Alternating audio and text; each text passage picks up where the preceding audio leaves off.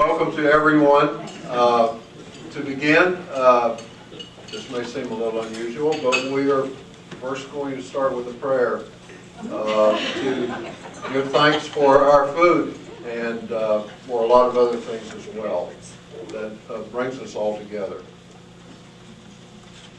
O Thou who hast given us creation, all that is, who is recognized in many faiths and in many traditions and many ways, we give Thee thanks tonight for bringing us all together, for the great history of relations we have, and the great future that we are pondering and endeavoring to be of service to. Thanks for these people, for this food, for all that brings us to this moment.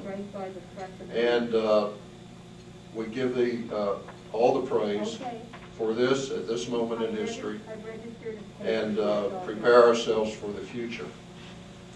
In the name of that Word, which has forgiven us and given us that open future. Amen. Amen.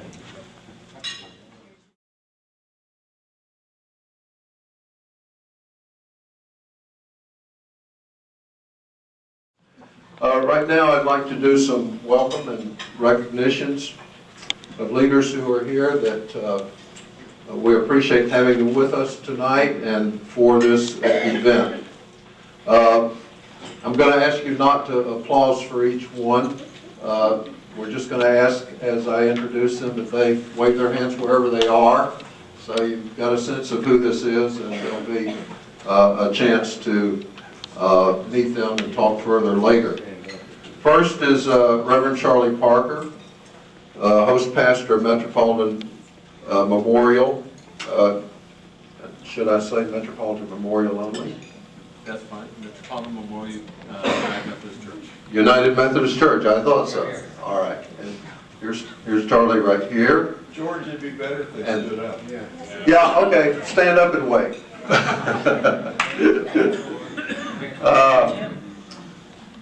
President and Mrs. David McAllister Wilson, Wesley Theological Seminary.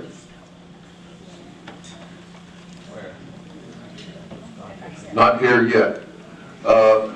Bishop John Scholl, Baltimore, Washington Conference. I know that Bishop Scholl's arrived, but I think he's not in the room at the moment. Bishop and Mrs. Felton May.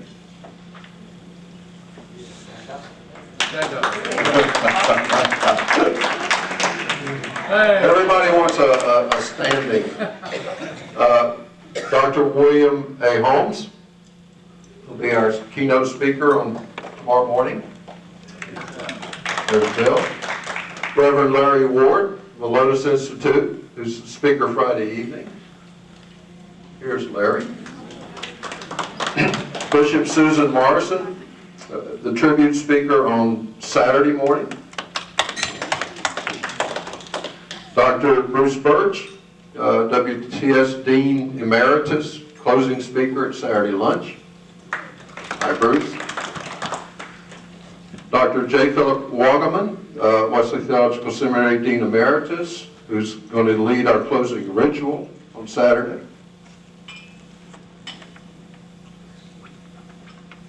And special guest, Bishop Ray Chamberlain, Bishop in Residence at Shenandoah University. It's right here we got it. Okay, there's still some people arriving. And then we have a number of invited leaders who are here with us who will be speaking in our workshop sessions. Reverend Dr. Joan Brown Campbell, former Executive Secretary of the National Council of Churches. Where are you, Joan? There she is. Reverend Clark Lobenstein, Executive Director of the Interfaith Conference, Metropolitan Washington, D.C. Is Clark here yet? Rabbi Fred Dodd, Adat Shalom Reconstructionist Congregation in Bethesda, Maryland. There he is.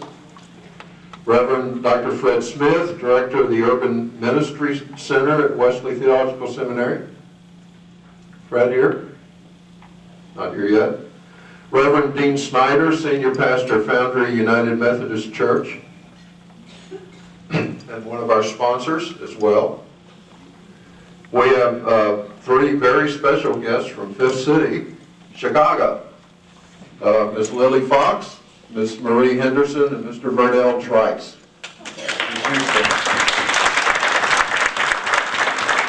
Well, see, I told them not to applaud, but you guys just bring it out others anyway.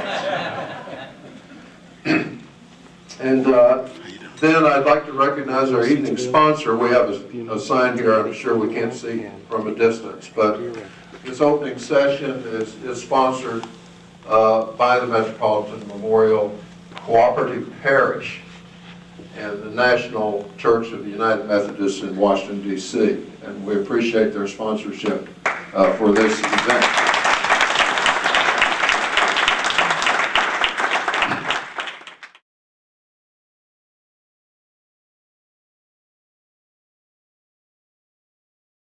And then I'd like to call on Jim Matthews to introduce the members of the Matthews family who are here and who represent our honorees for this event.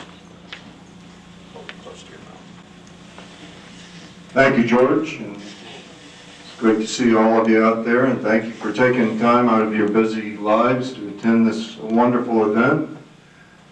We have 3 generations of Matthews here tonight, and I'm going to start with my namesake, Bishop Jim. And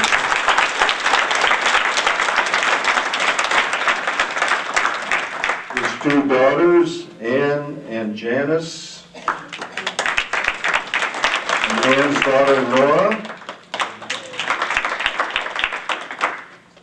And my brother, Joseph, and his wife, Nancy. And Becky Watson, my cousin. Somewhere in the room is Tim Watson, my other cousin. Oh, there he is back there. And, let's see, part of the 3rd generation, my daughter, Evelyn.